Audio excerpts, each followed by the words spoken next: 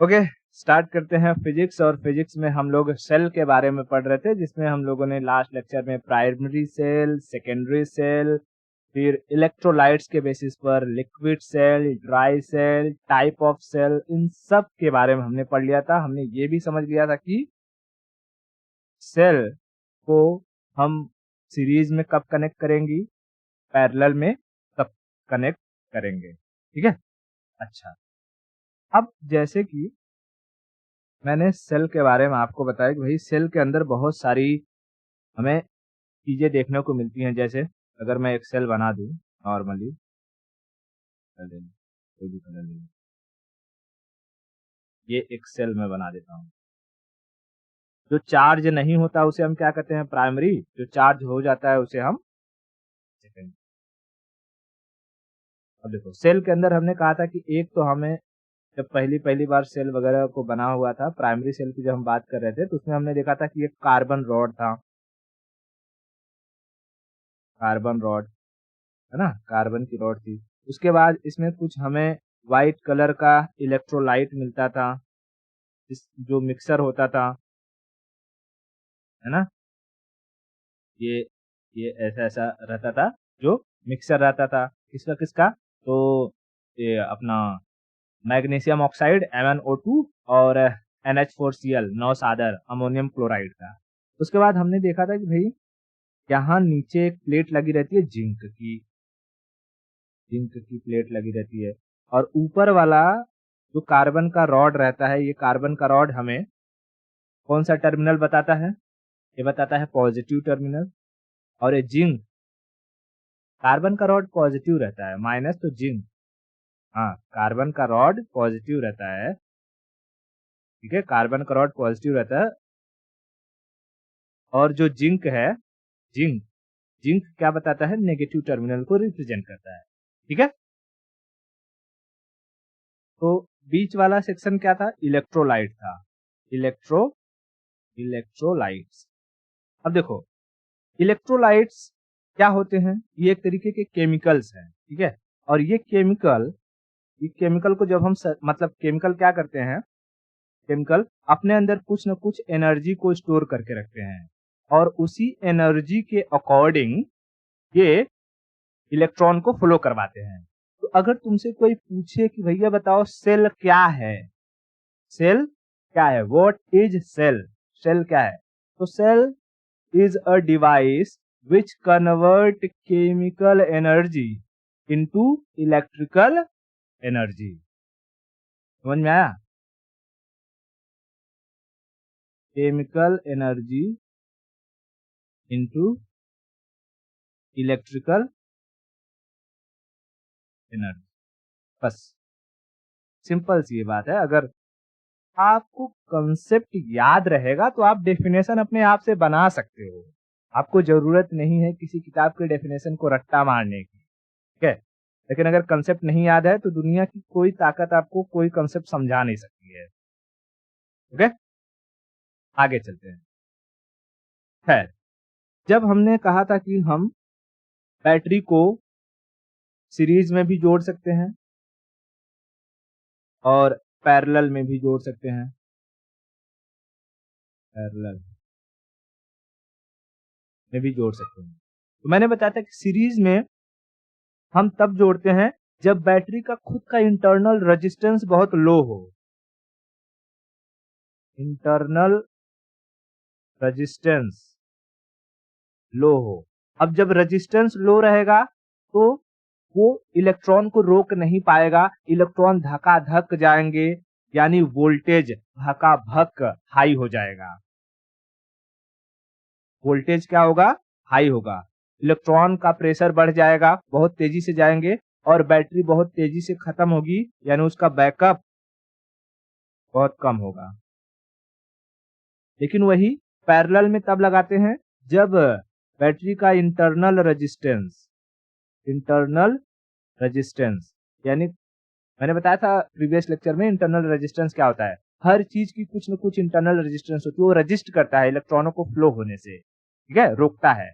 इसका internal resistance high अगर high हो तो इलेक्ट्रॉन बहुत तेजी से जा नहीं पाएंगे, जिसकी वजह से उनका वोल्टेज जो रहेगा, स्पीड कम हो जाएगा, प्रेशर कम हो जाएगा, और जब वोल्टेज कम होगा तो इनका बैकअप यानी ये काफी देर तक चलेंगे, बैकअप ज्यादा देंगे। ठीक है, मैंने एग्जांपल भी बताया था कि जो हम लोग टॉर्च में सेल इस्तेमाल करते थे, तो वो 10 से अगर रोज इस्तेमाल करे तो 10 दिन भी नहीं चलेगा या 4 दिन भी नहीं चलेगा। लेकिन वही जो क्लॉक होती थी, क्लॉक में जो सेल लगाते हैं हम, वो महीनों महीनों चल जाती है। समझ आई? चलो, अब मैंने क्या बताया था कि जो बैटरी होती है, बैटरी के कैपेसिटी को हम लोग एम्पियर आवर में मेजर करते हैं, है ना? कैपेसिटी को किस में मेजर करते हैं? Ampere hour. इसीलिए हमारी जो बैटरी होती है उस पर लिखा रहता है 3000 mAh। तो इसको क्योंकि ये बहुत कम अमाउंट में रहता है तो इसको कहते हैं milli ampere hour. Milli ampere hour, milli ampere hour. ठीक है, मिली एम्पियर आवर। अच्छा, हमने पता है, क्या पता है कि अगर कोई सर्किट है, सर्किट में हमने बैटरी लगा दिया, अब बैटरी के थ्रू क्या होगा, इलेक्ट्रॉन फ्लो होगा इस रेजिस्टेंस में। और यहाँ पर अगर हम ओम्स लॉ का फॉर्मूला लिखते हैं तो क्या होता है, V equal to I R, है ना? V equal to I R, I R. हाँ, या हम इसको यूं ही लिख सकते हैं कि करंट जो जा रहा है is equal to V upon R, यानी कितना वोल्टेज है और उसमें कितना रेजिस्टेंस है, उन दोनों का रेशो करंट बताएगा। ठीक है, ये एक्चुअल में ओम्स लॉ था, ओम्स लॉ ने ये बताया था, तो हमने अपने सहूलियत के लिए उसको V equal to I R कर लिया था, है ना? अब मैं तुमको एक डिवाइस बना के बताता हूँ। तुमने कभी जो टीचर क्लास में पढ़ाते होंगे तो देखो एक माइक लगाए रहे होंगे, है ना? मान लो कि ये टीचर है और इनके कान पर ऐसे एक माइक लगी रहती है ना? और पिछवाड़े ऐसे अपने पैंट में वो कुछ ऐसे वायर निकला रहता है, एक डिवाइस खोस के रखते हैं। तो डिवाइस कैसा रहता होगा, ये मैं बना के दिखाता हूँ, कुछ इस टाइप का रहता है ना? इस टाइप। अब देखो ये डिवाइस भी काम करता है बैटरी के बेसिस पर ही। यहाँ एक एंटीना निकला रहता है कन्वर्ट, और यहाँ से एक माइक रहती है जिसमें वो बोलते हैं, माइक। अब देखो मैं इसमें दो बैटरी लगा देता हूँ।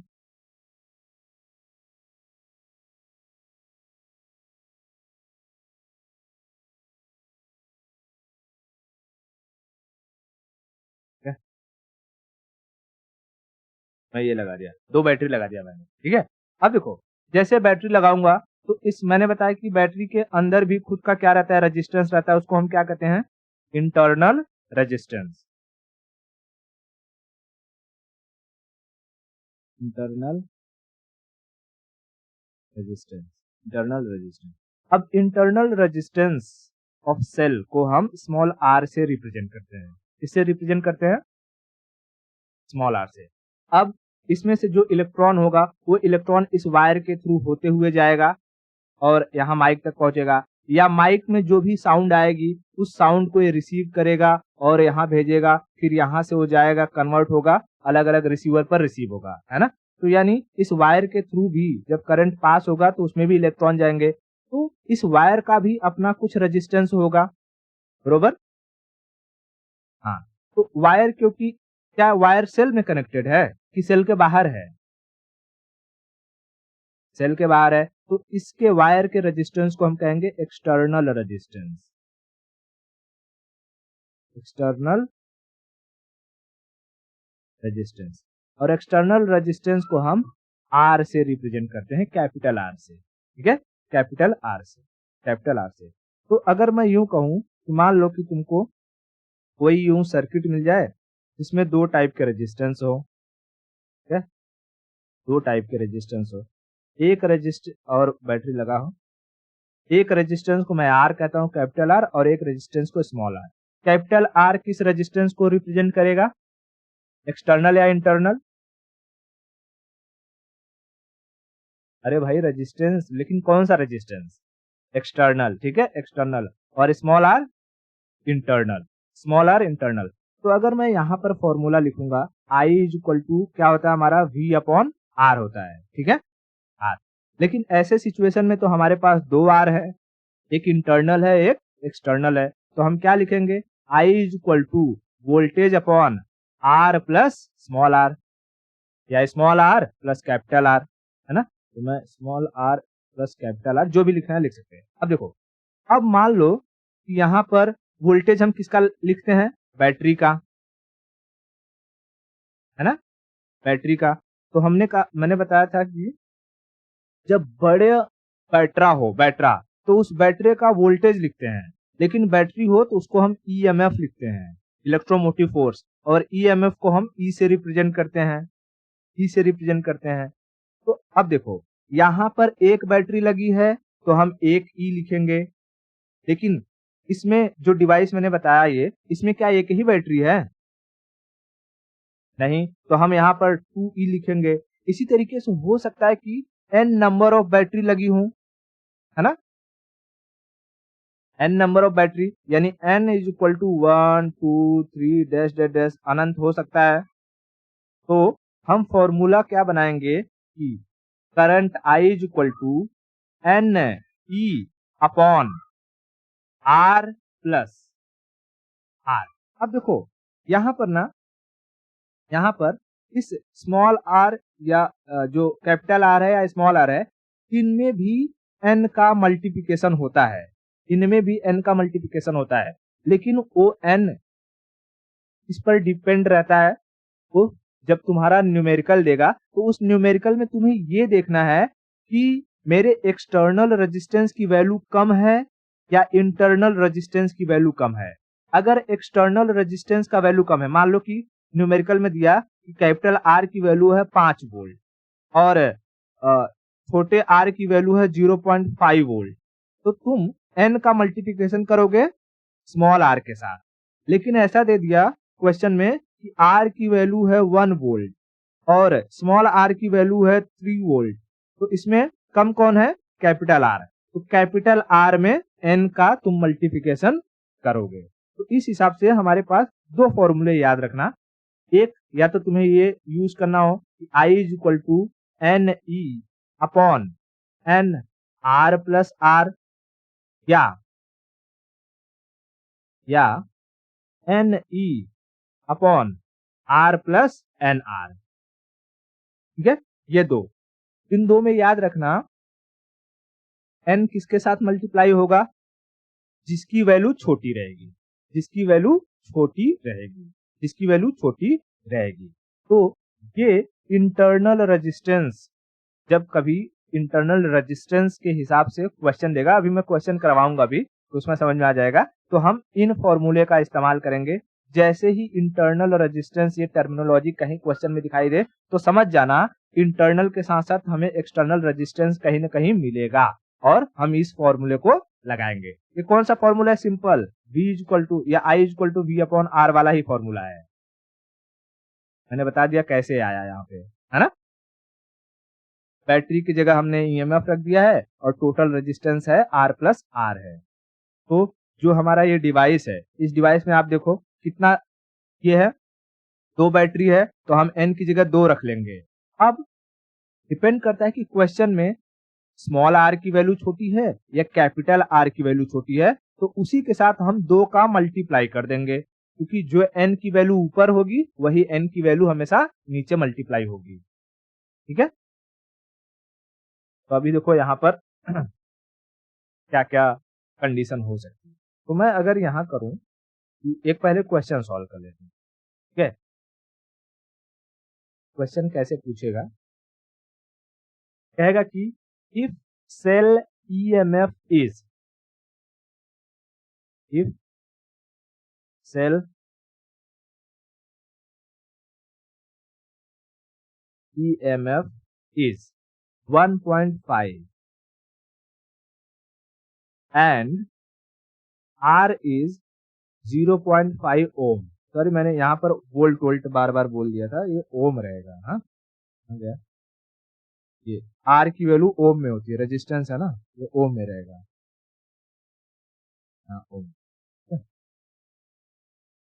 तो आर दिया है 0.5 ohm and capital R is 1 ohm. Then find I, I की वैल्यू निकालो, आई की वैल्यू निकालो। तो देखो, क्या यहाँ पर ये कहा है कि n की वैल्यू क्या होगी? नहीं। जब n की वैल्यू क्या होगी नहीं कहा है, तो हम ये मान के चलते हैं कि n की वैल्यू 1 है। तो पहले हम फॉर्मूला लिखेंगे, I is equal to N E upon.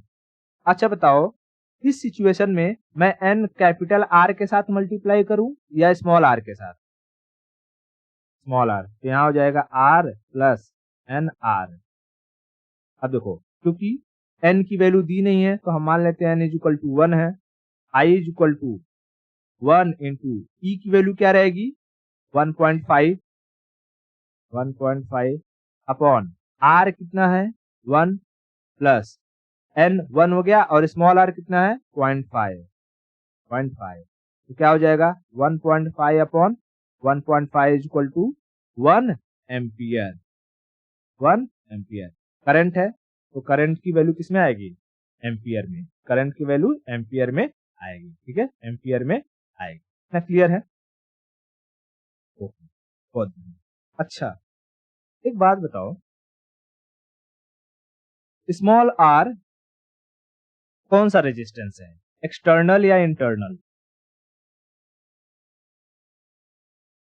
Internal, ठीक है, ध्यान से सुनना क्वेश्चन। इंटरनल, इंटरनल रेजिस्टेंस किसका होता है, बैटरी का या वायर का? बैटरी का। जैसा मैंने बताया कि जब हम बैटरी को सीरीज और पैरेलल में भी जोड़ सकते हैं, है ना। तो जब हम बैटरी को सीरीज में जोड़ते हैं तो उस वक्त उसका रेजिस्टेंस लो होता है या हाई होता है? उसका रेजिस्टेंस लो होता है। और जब पैरेलल में जोड़ते हैं तो उल्टा हो जाएगा, वही हाई होता है, ठीक है, हाई होता है। तो अगर क्वेश्चन में कभी ये कह दे जो बैटरी है वो सीरीज में जुड़ी है, वो सीरीज में जुड़ी है और आर की वैल्यू कुछ भी दी रहे, इससे हमें क्या समझ में आएगा कि अगर सीरीज में जुड़ी है तो उसका इंटरनल रेजिस्टेंस लो होगा, उसका इंटरनल रेजिस्टेंस लो होगा। और वैसे सिचुएशन में हम ये कहेंगे कि R is small than R, यानी छोटे वैल्यू जो ये है, छोटा जो आर है, आर ये छोटा है कैपिटल आर से। तो इसके लिए सीरीज के लिए अगर हम फॉर्मूला बनाएं यही वाला, तो क्या हो जाएगा? सेम यही फॉर्मूला हो जाएगा, N E upon R plus N R. ये सीरीज के लिए ये फॉर्मूला हो सकता है ना। और वही अगर उसमें क्वेश्चन में कह दे कि पैरेलल में कनेक्टेड है, तब हमें तुरंत पता चल जाएगा कि उसका इंटरनल रेजिस्टेंस हाई है, मतलब small R is greater than capital R. यानी इस सिचुएशन में कैपिटल आर छोटा है, तब उसके लिए फॉर्मूला क्या बन जाएगा? दूसरा वाला, N E upon N R plus R plus R. तो यहाँ हम कह सकते हैं ये पैरेलल का हो गया और I is equal to N E upon R plus N R. ये हो गया सीरीज का, ये हो गया सीरीज का। तो क्वेश्चन में कुछ भी दे, हमें अगर कंसेप्ट पता है तो हम फॉर्मूला आराम से बना सकते हैं, ठीक है। पैरेलल में क्या हो गया, ये यहाँ पर capital R, small R is greater than capital R, और यहाँ पर small R is smaller than capital, ठीक है। चलो एक और क्वेश्चन हम सॉल्व कर देता हूं, इसको बताना कितना वैल्यू आएगा। क्वेश्चन कहता है कि 3 cell having internal resistance, 3 cell having internal resistance, ठीक है, 3 cell having internal resistance 2 ohm, and external resistance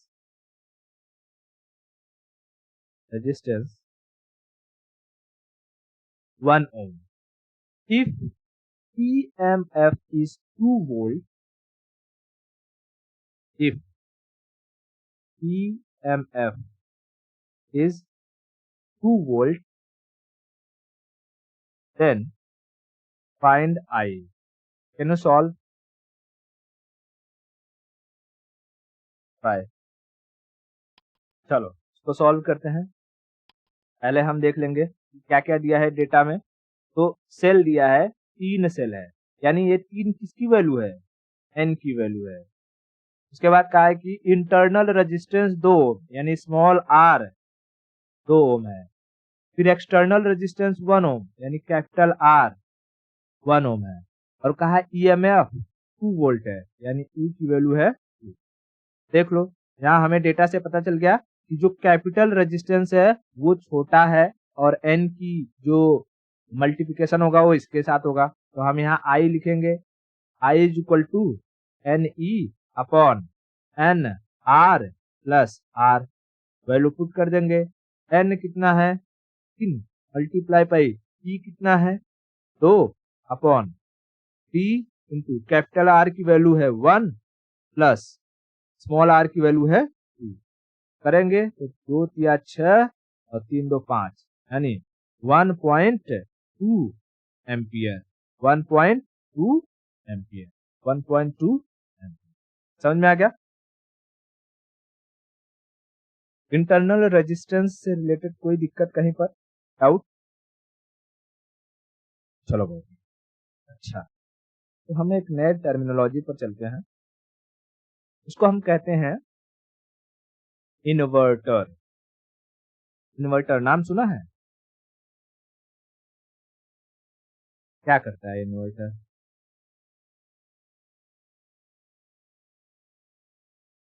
देखो ये इन्वर्टर का काम नाम से समझ में आ रहा है, किसी चीज को उल्टा कर देगा, इन्वर्ट कर देगा। ठीक है, इन्वर्ट मतलब उल्टा कर देना। अब उल्टा करने का क्या मतलब पहले समझो। इसका इस्तेमाल हम बड़े बड़े घरों में देखते हैं नॉर्मली।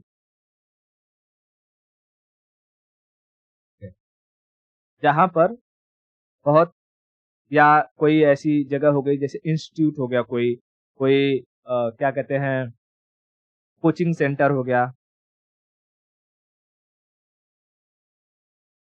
कोचिंग सेंटर हो गया, ठीक है, जहां पर हमेशा लाइट की जरूरत होती है, लेकिन बाय चांस किसी वजह से अगर लाइट कट जाए तो कोई भी सिस्टम फ्लक्चुएट ना हो, उसके लिए रखा जाता है इन्वर्टर। इन्वर्टर करता क्या है पहले ये समझो। हम देखो क्या करते हैं, मान लो कि ये हमारा घर का सॉकेट है, ठीक है,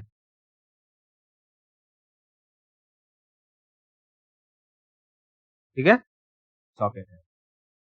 are you getting my point?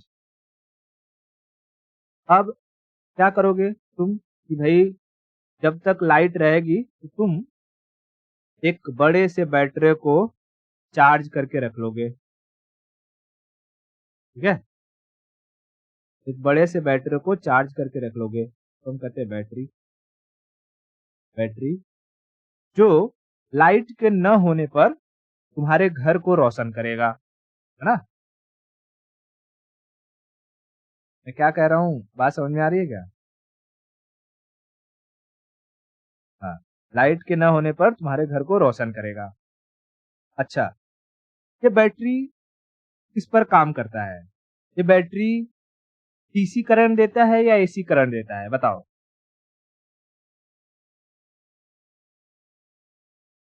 Are you sure battery DC देता है?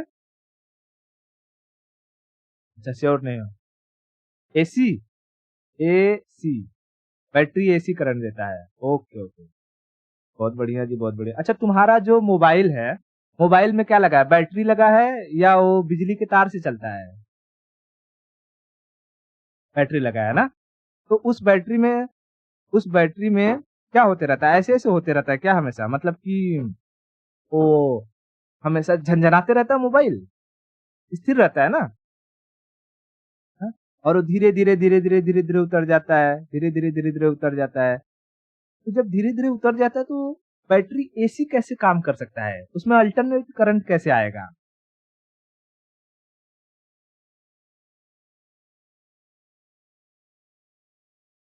बैटरी हमेशा डीसी करंट देता है और हमारा घर में जो सॉकेट है, इसमें कौन-सा करंट आता है?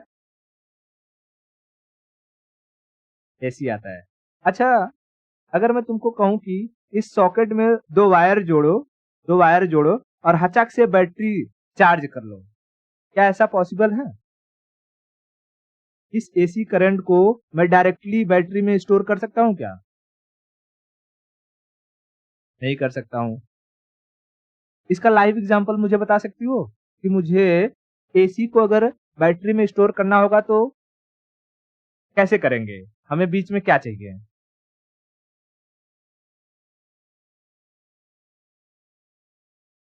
हाँ? क्या चाहिए? अर्थिंग? न्यूट्रल?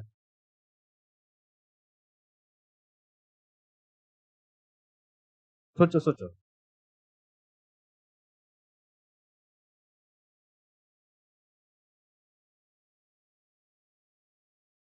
ये हमको दे रहा है एसी और हमें चाहिए डीसी। तो मैं कहना क्या चाह रहा हूँ कि एसी को डीसी में कौन कन्वर्ट करेगा?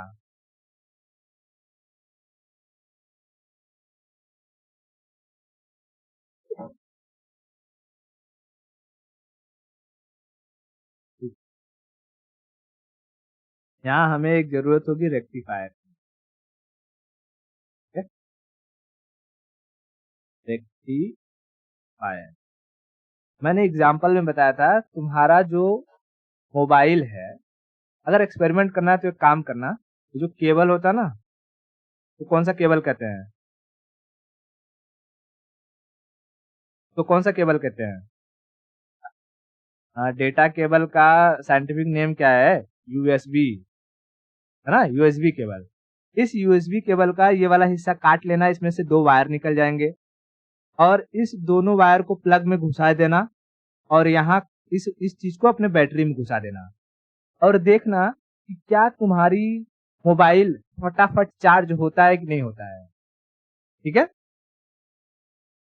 वो चीज एक काम कर लेना। उसके बाद जब मोबाइल चार्ज ना हो तब क्या करना, डेटा केबल को मत, ये दूसरा डेटा केबल लेना, अब उसको इस बड़े वाला जो चार्जर रहता है उसमें पहले घुसा देना और इस चार्जर को प्लग में घुसाना और फिर बैटरी में इसका सेक्शन घुसा करके देखना कि अब बैटरी चार्ज हो रही है कि नहीं हो रही है। तो इससे आपको क्लियरली ये पता चल जाएगा कि क्या हम बिना रेक्टिफायर के एसी को डीसी में बदल सकते हैं या एसी को स्टोर कर सकते हैं। एकदम क्लियर पता चल जाएगा। अगर याद नहीं होता है कोई चीज तो आप एक्सपेरिमेंट करिए जिंदगी में, जरूरत है। ठीक है, तो मैंने क्या बात कहा कि हमारे घरों में आता है ये एसी। फिर से समझा रहा हूँ, ठीक है, एसी। एसी, अब मुझे चाहिए कि मैं इसे कहीं स्टोर करूं, तो एक स्टोरेज डिवाइस होता है। बैटरी क्या है? खाली एक स्टोरेज डिवाइस है जो एसी को डीसी में क्या कर सके? स्टोर कर सके। कन्वर्ट नहीं, स्टोर। डीसी करंट को ये स्टोर करेगा। लेकिन इसको स्टोर करने के लिए हमें बीच में लगाना होगा रेक्टिफायर। रेक्टिफायर, क्या? रेक्टिफायर। ओके। अब हमारे घर के जितने भी अप्लायंसेस है, चाहे पंखा है, ठीक है, चाहे पंखा है, बल्ब है, ट्यूबलाइट है, वो कौन से करंट पर काम करते हैं? एसी। एसी। अब हम ऐसे भी नहीं कर सकते हैं कि इस बैटरी को डायरेक्टली पंखे से जोड़ दूं और पंखा चलने लगे। ठीक है, ऐसा भी नहीं कर सकते। क्यों? क्योंकि पंखे को चलने के लिए चाहिए ये वाला करंट और ये दे रहा है ये सीधा वाला करंट, तो पंखा तो चलेगा नहीं, जल अलग से जाएगा। तो इसके लिए हमें क्या करना होगा? अब हमें कोई ऐसा चीज मिले जो इस बैटरी में स्टोर्ड डीसी को एसी में कन्वर्ट करे। बैटरी में स्टोर डीसी को किस में कन्वर्ट करे? एसी में। और ताकि उससे हमारी सारे के सारे अप्लायंस चले। तो इस डीसी को एसी में कन्वर्ट करने के लिए इस्तेमाल होता है इन्वर्टर का। इसका इस्तेमाल होता है इन्वर्टर। याद रखना, इन्वर्टर कोई बैटरी नहीं है। Inverter is a device which convert DC current into AC, DC current into AC. लेकिन जब आप मार्केट में इन्वर्टर लेने जाओगे तो आपको ये दोनों चीजें लेनी पड़ेगी, एक तो बैटरी और एक इन्वर्टर, क्योंकि बिना इन्वर्टर बैटरी किसी काम का नहीं और बिना बैटरी इन्वर्टर किसी काम का नहीं, है ना। अच्छा, अब देखो, जैसे कि मैंने कहा कि ये आपका घर है और आपको पता है कि हमारे यहाँ जो लाइट अगर कभी कभी जाती है, रात को लाइट चली जाती है रात 10 बजे से और सुबह के लगभग 4 बजे तक लाइट नहीं रहती है, ठीक है। 10 बजे से 4 बजे तक लाइट नहीं रहती है और आपके घर में एक फैन है, 2 लाइट है,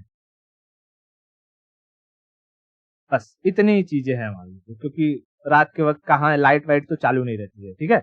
मतलब लोड बहुत कम है। इस इन चीजों को हम क्या कहते हैं, टेक्निकल टर्म में हम कहते हैं कि लोड है, ठीक है। लोड लोड बहुत कम है।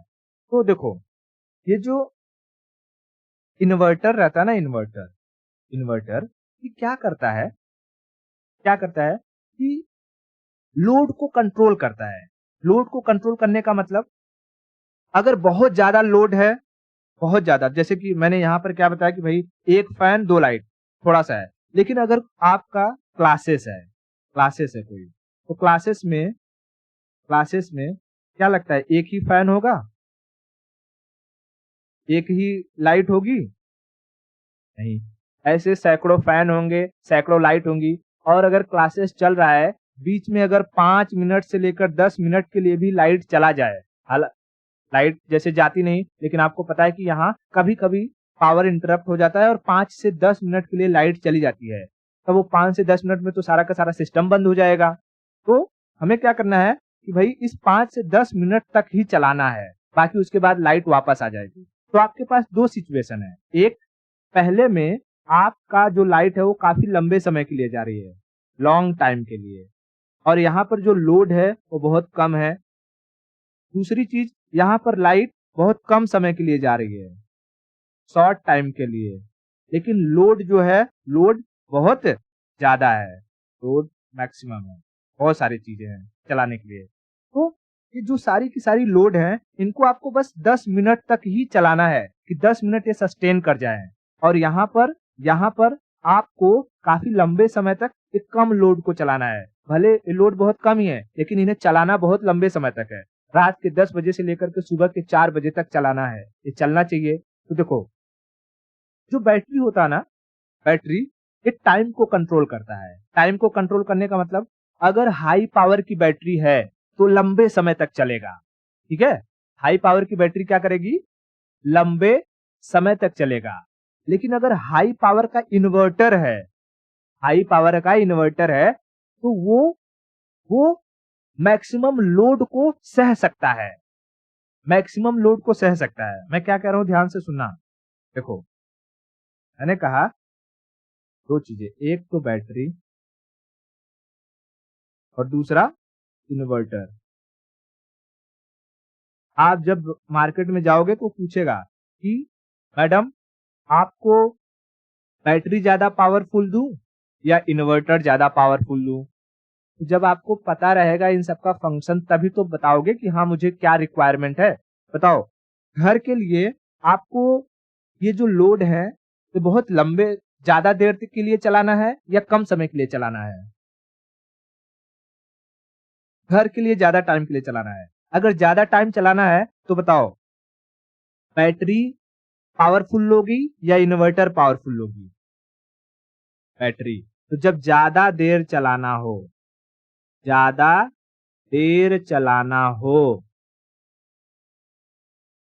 तो बैटरी को लो, बैटरी को लो, ठीक है। बैटरी मतलब क्या होनी चाहिए, बैटरी पावरफुल होनी चाहिए, बैटरी पावरफुल होनी चाहिए, यानी हाई वोल्टेज की बैटरी ले लो। इन्वर्टर कम पावरफुल रहेगा तो भी चलेगा, क्यों? क्योंकि इन्वर्टर लोड को कंट्रोल करता है और लोड है कम, एक पंखा 2 लाइट आराम से सह लेगा कम वोल्टेज वाला इन्वर्टर। लेकिन यहाँ है तुम्हारा कोचिंग, और कोचिंग में बहुत ही कम समय के लिए 10 से 15 मिनट के लिए ही चलाना है, लेकिन लोड है बहुत सारे। तो ऐसी सिचुएशन में आप क्या कहोगे, भैया हमको बैटरी कम पावर का दो, चलेगा, लो पावर, लो पावर, लेकिन इन्वर्टर तगड़ा दो, इन्वर्टर तगड़ा दो, क्योंकि इन्वर्टर तगड़ा नहीं रहेगा तो मेरे 100 पंखे हैं, 100 लाइट हैं, 100 एसी है, वो चला नहीं पाएगा। और बैटरी कम तगड़ा भी है तो हमें ज्यादा रात तक थोड़ी चलाना है, 5 से 10 मिनट ही चलाना है, तो हमारा बैटरी उतना तो चला ही लेगा। समझ में आया? तो जब कभी घर में इन्वर्टर वगैरह लगवाना तो इन सब बातों का ध्यान रखना, नहीं तो बेचने वालों को क्या है, तो कुछ भी बेच के चला जाएगा। क्या लेगा, नहीं मैडम दोनों तगड़ा ले लो आप। बोलो क्यों दोनों तगड़ा ले लूं मैं, क्या जरूरत है दोनों तगड़ा लेने की है?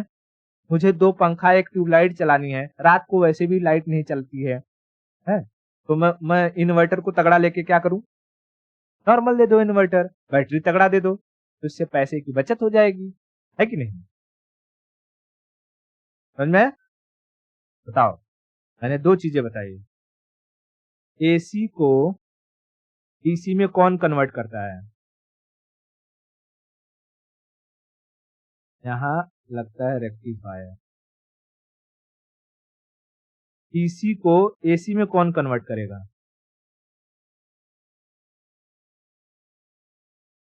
इन्वर्टर, इन्वर्टर, ठीक है, इन्वर्टर, इन्वर्टर। बताओ, कम लोड है, अधिक देर तक चलाना है, तो क्या पावरफुल होना चाहिए, इन्वर्टर या बैटरी? बैटरी पावरफुल होना चाहिए। खाली टाइम ही देख लो, ज्यादा देर चलाना है बैटरी पावरफुल, कम देर चलाना है तो इन्वर्टर पावरफुल। अब ये भी देख लेना कि साथ में लोड भी है क्या, नहीं पता चला घर में ही है, 5-10 मिनट के लिए जाता है, तो भाई बैटरी भी कम पावर का दे दो, इन्वर्टर भी कम पावर का दे दो, लोड भी कम है, टाइम भी कम चलता है, क्या करूंगी ज्यादा लेकर के, है कि नहीं?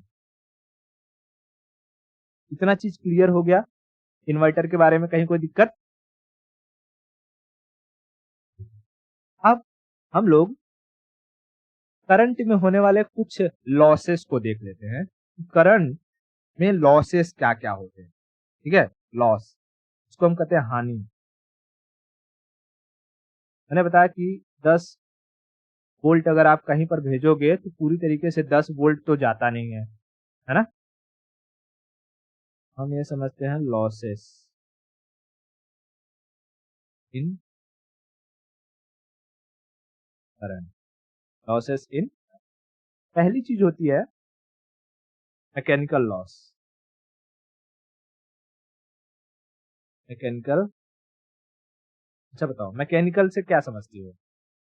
मैकेनिकल का मतलब हमने बहुत पहले ही पढ़ा हुआ था कि एक तरीके की क्या है, एनर्जी है, जैसे कि kinetic energy plus potential energy, इनको मिला दो तो मैकेनिकल एनर्जी कहलाती है ना? उसी तरीके से यहाँ पर मैकेनिकल का मतलब है जो चीज चल फिर रही हो, स्थिर ना हो, चल फिर रही हो। जैसे पंखा, पंखा घूमता है ना? जब पंखा घूमेगा तो इसके अंदर कॉइलिंग है, कॉइलिंग में करंट आएगा और पंखा को घुमाएगा, तो उस घूमने की वजह से पंखा का देखो नीचे वाला हीट हो जाता है। तो हीट क्यों हो रहा है? क्योंकि उसके अंदर आने वाला जो करंट है वो हीट के फॉर्म में निकल रहा है, उसका लॉस हो रहा है। तो घूमते हुए पंखे में होने वाला लॉस मैकेनिकल लॉस, है ना? Mechanical loss. जब तुम्हारी बुलेट चलती है, जब तुम्हारी बुलेट चलती है तो बुलेट का इंजन हो जाता है गरम, क्यों गरम हुआ? सेम इसके अंदर जो इंजन चल रहा है, इंजन में यांत्रिक ऊर्जा हो रही है, ये भाग रहा है, उससे निकलने वाली ऊर्जा कन्वर्ट हो जा रही है हीट में, वहां कुछ लॉस हो रहा है। तो चलती हुई बुलेट से होने वाला इंजन का गर्म होना मैकेनिकल लॉस, है ना? Mechanical loss. ट्रेन चलेगी, इलेक्ट्रिक ट्रेन चलेगी, उससे भी अगर देखोगे उसका इंजन गर्म हो जाएगा तो उसमें होने वाला लॉस मैकेनिकल लॉस। यानी कोई भी ऑब्जेक्ट अगर चल रही हो और उससे हीट बाहर आ रहा है तो उस लॉस को हम क्या कहेंगे? मैकेनिकल लॉस, मैकेनिकल लॉस, ठीक है, मैकेनिकल लॉस।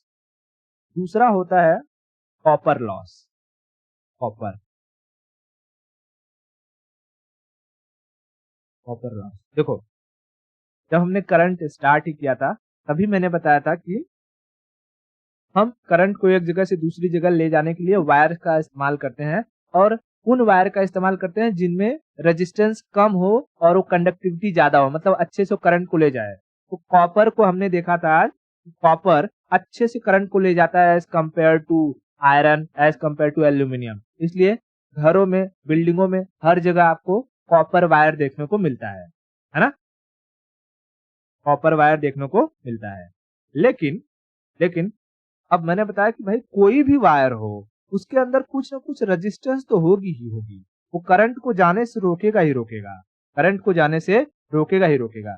इसलिए इस कॉपर वायर के रेजिस्टेंस की वजह से जो लॉस होता है उसे हम कहते हैं कॉपर लॉस। Copper loss. अब देखो, ये कॉपर लॉस किसका हो रहा है? कॉपर कॉपर की वजह से किसका लॉस हो रहा है? करंट का लॉस हो रहा है, करंट का। कभी तो वायर हीट हो जाता है, कभी कभी हीट होकर के बस्ट हो जाता है और कहते हैं शॉर्ट सर्किट हो गया, जल गया वायर, है ना? हाँ, तो इस करंट का लॉस हो रहा है, तो कॉपर लॉस लॉस को हम करंट लॉस भी कह सकते हैं। समझ में आई? कॉपर लॉस को हम क्या कह सकते हैं? करंट लॉस भी कह सकते हैं। अच्छा, तुम अगर एक बात नोटिस करोगी तो तुम्हारा घर है, मान लो कि इस घर को तुम 1 महीना बंद रखो, फिर भी तुम्हारे इलेक्ट्रिक बिल में कोई न कोई मीटर रीडिंग आएगी, आएगी ही आएगी। समझते हैं क्यों? कभी ट्राई किया है? हाँ, ठीक है। तो देखो क्यों आएगा वो मीटर रीडिंग। मान लो हम यहाँ पर लगा देते हैं तुम्हारा मीटर, क्या मीटर लगा देंगे, यहाँ कुछ कुछ रीडिंग आएगी। अब तुम्हारे घर में हर जगह सप्लाई है, कॉपर की वायर गई हुई है, ठीक है? पंखा है, लाइट है, ट्यूबलाइट है, मिक्सर, मतलब जहां जहां पर भी कनेक्शन है। ये नहीं कि मिक्सर खोल के रखा हुआ है तो उसको भी समझ लो अरे इसमें भी कॉपर वायर है, वो नहीं। जहां जहां पर करंट दौड़ रहा है, अब तुम यहाँ से, तुम्हारा जो मीटर है, मीटर में से यहाँ कॉपर की वायर गई है, अंदर हर जगह करंट भाग रहा है। और कुछ मैंने बताया था वायर दो तरीके के होते हैं, एक को हम कहते हैं मेन वायर और दूसरे को कहते हैं न्यूट्रल। तो न्यूट्रल वायर से जब लौट करके आता है करंट, और वही ये मीटर नोट डाउन कर लेता है कि कितना बिजली का इस्तेमाल हुआ और कितना लौट कर आया, उसके अकॉर्डिंग ये रीडिंग बता देता है कि तुम्हारा बिल कितना आया। ठीक है?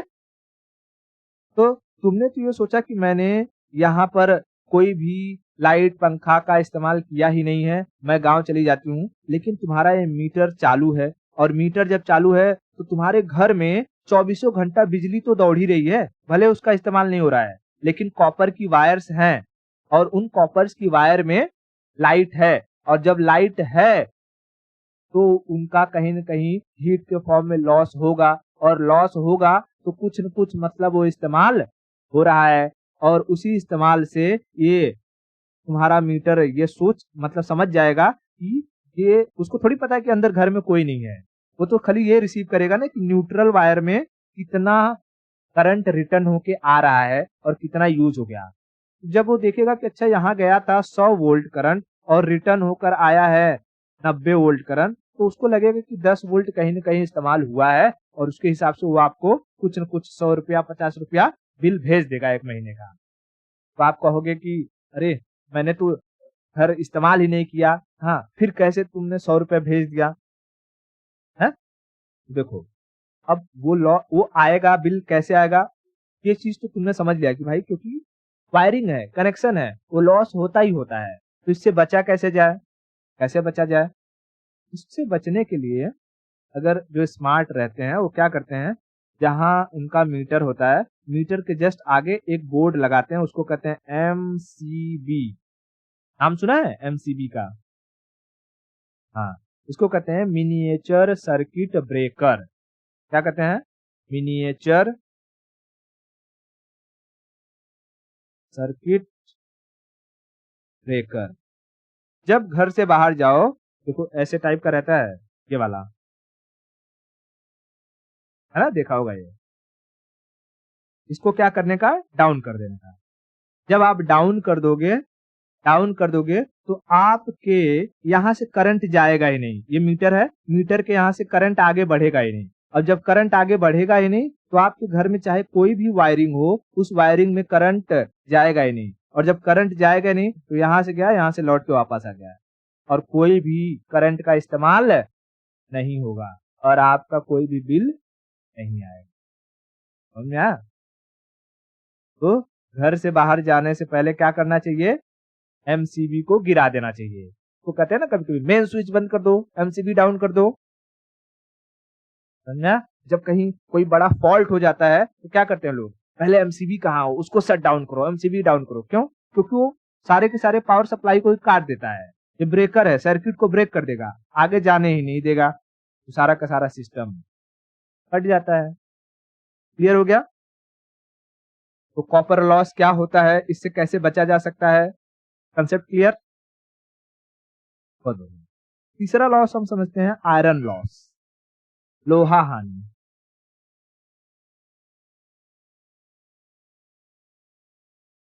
आयरन लॉस हिंदी में क्या कहेंगे, लोहा हानि। लोहा हानि। अब देखो, ये जो लॉस होता है ये वोल्टेज की वजह से होता है। अब ये कहां पर होता है मैं समझाता हूँ। देखो, ये क्या है, ट्रांसफार्मर।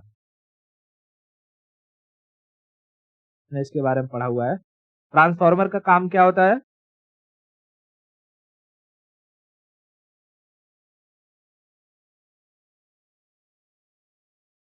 नहीं, ये कभी करंट को कुछ नहीं करता है, ये सिर्फ वोल्टेज को बढ़ाता है घटाता है। वोल्टेज को बढ़ाता है घटाता है, ठीक है। वोल्टेज स्टेप अप वोल्टेज को बढ़ा देगा, स्टेप डाउन वोल्टेज को घटा देगा। अब देखो, मैंने बताया था कि इनके अंदर क्वाइलिंग होती है। जैसे ये देखो क्वाइलिंग है, इधर एक क्वाइलिंग है और बीच में एक का कोर होता है। समझा है, दिख रहा है? हाँ, देखो, अब ये जो क्वाइलिंग है, इस क्वाइलिंग में जैसे ही करंट आएगा तो इसका मैग्नेटिक फील्ड जनरेट होगा, है ना, मैग्नेटिक फील्ड। और इधर से भी मैग्नेटिक फील्ड जनरेट होगा। जब इन दोनों का मैग्नेटिक फील्ड आपस में टकराता है, मैग्नेटिक फील्ड आपस में टकराता है, तो यहाँ पर ना टक्कर की वजह से एक भंवर उत्पन्न हो जाता है। भंवर समझती हो? जैसे कि एक पानी इधर से आ रहा है, एक पानी इधर से आ रहा है, तो यहाँ पर गोल गोल गोल गोल गोल गोल फुडरिंग बन जाता है एकदम। और वहां पर कोई चीज डालो तो ऐसे सीधा उसी में खड़ा होके नाचने लगता है। देखा है कभी? हाँ, कभी नाली में ऐसा पानी नहीं देखा है? जैसे मान लो नाली में पानी इधर इधर से आ रहा है, इधर से आ रहा है, तो वहां पर ऐसे ऐसे गोल गोल गोल गोल घूमने लगता है वो पानी, है ना। हाँ, तो ऐसे ही यहाँ पर होता है करंट में, जो इनका मैग्नेटिक फील्ड है, मैग्नेटिक फील्ड में भी एक भंवर उत्पन्न होता है। और वो भंवर क्या करता है, करंट को आगे बढ़ने से रोकता है। करंट को क्या करता है, आगे बढ़ने से रोकता है। तो ये जो भंवर उत्पन्न हुआ ये खुद एक करंट है, और इस करंट का नाम होता है ईडी करंट।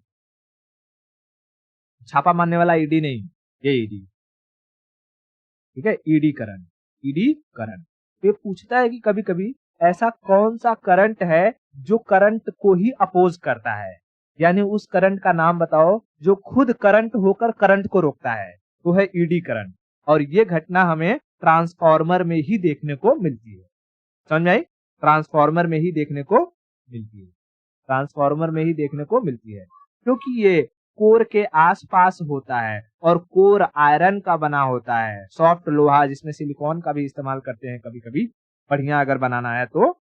इसलिए इसमें होने वाले करंट लॉस को हम लोहा हानि यानी आयरन लॉस कहते हैं, आयरन लॉस कहते हैं।